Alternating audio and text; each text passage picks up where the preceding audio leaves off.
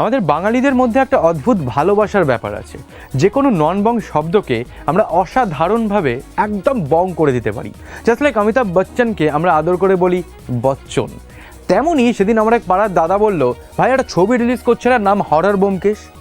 আমি না জাস্ট ভাবলাম ব্যোমকেশের কোনো হরর ভার্সন রিলিজ করছে কি। তারপর মনে হলো না, ও বলছে হর হর ব্যোমকেশ, যেটা আমরা ভালোবেসে হরর ব্যোমকেশ করে দিয়েছি। এরকমই হবে। এবং তার থেকেও বড় কথা, আজকে টলিউড রিপোর্টারে ব্যোমকেশ নিয়ে আড্ডা থাকছে ঈশ্বর সংকল্প এবং আরও একটা ছবির প্রিমিয়ারে আমরা পৌঁছে গেছিলাম। দেখতে হলে ডেফিনেটলি গ্লুড থাকতে হবে তোমার সিটে উইথ টলিউড রিপোর্টার। ঈশ্বর সংকল্প অর্গানাইজ করলো তাসের দেশ। বেশ কিছু স্পেশাল মানুষদেরকে নিয়ে তাদের এই অসাধারণ একটি প্রয়াস, যেটা ক্যাপচার্ড হলো আমাদের ক্যামেরায়। দেখে নাও।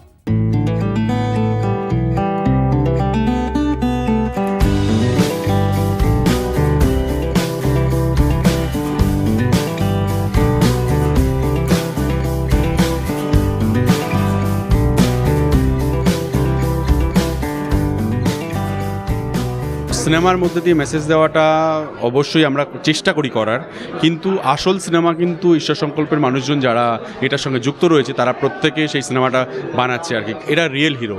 আমরা তো সিনেমার পর্দায় বানাই আর্টিফিশিয়াল, মেকানিক্যাল, কোথাও সেটাকে তৈরি করি, বাট এটা রিয়েল। যারা মানসিকভাবে স্পেশাল অ্যাবিলিটিসের অধিকারী, তাদেরকে যদি আমরা সোশ্যালি এবং কালচারালি ইনক্লুড না করতে পারি, তাহলে কিন্তু তারা কোনোদিন ইনক্লুডেড হবেন না। তারা চিরকালই আমরা সঙ্গে ওরা হয়ে থেকে যাবেন।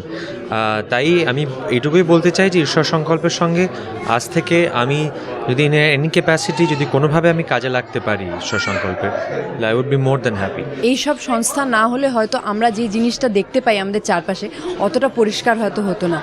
So we of course need an NGO, আর ঈশ্বর সংকল্পের মতো একটা বড় এনজিও যারা মানে এইভাবে লোকদের হেল্প করে নিঃস্বার্থভাবে। মানে আমাদের কাছে গাড়ি আছে, আমাদের কাছে বাড়ি আছে, আমাদের কাছে we have every good things around us, but people who don't have their own identity, মানে যাদের কাছে নিজের আইডেন্টিটিটাও নেই, তাদেরকে সেটা ফিরিয়ে দেওয়াটা হলো, মানে অ্যাটলিস্ট চেষ্টা করাটা হলো, it's a big big big thing.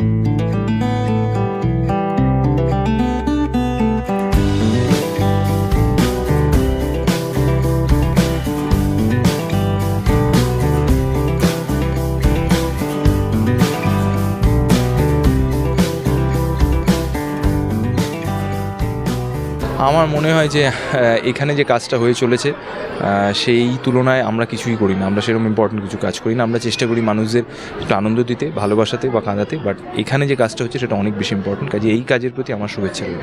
ঈশ্বর সংকল্পের সঙ্গে আমার অ্যাসোসিয়েশন অনেক দিনের, and I feel very fortunate to be a part of Ishwar Sankalpa এতদিন ধরে।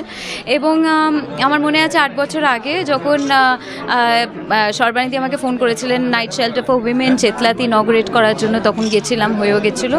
কিন্তু তারপর আমার জীবনযাত্রায় আবার যে সর্বানিধি আবার অন্য আরেকটা রোলে আবার ফিরে আসেন, এবং সেটার জন্য আমি চিরকৃতজ্ঞ থাকবো সর্বানিধির কাছে, কারণ তিনি এরমভাবে কত মানুষকে সেবা করেছেন, কত মানুষকে তাদের স্মৃতি ফিরিয়ে এনেছেন, তাদের মানে সর্বানিধি এবং ঈশ্বর সংকল্পের জন্য কত মানুষ তাদের আইডেন্টিটি খুঁজে পেয়েছে, তাদের নিজেদের নাম কি তারা ভুলে গেছিলেন, তাদের অ্যাড্রেস দূরের কথা, তাদের মা বাবা কাউকে তারা চিনতে পারতেন না, কিন্তু সেখান থেকে এরকম ট্রিটমেন্টের সাহায্যে তারা তাদের আবার অ্যাড্রেসে ফিরে যাচ্ছেন।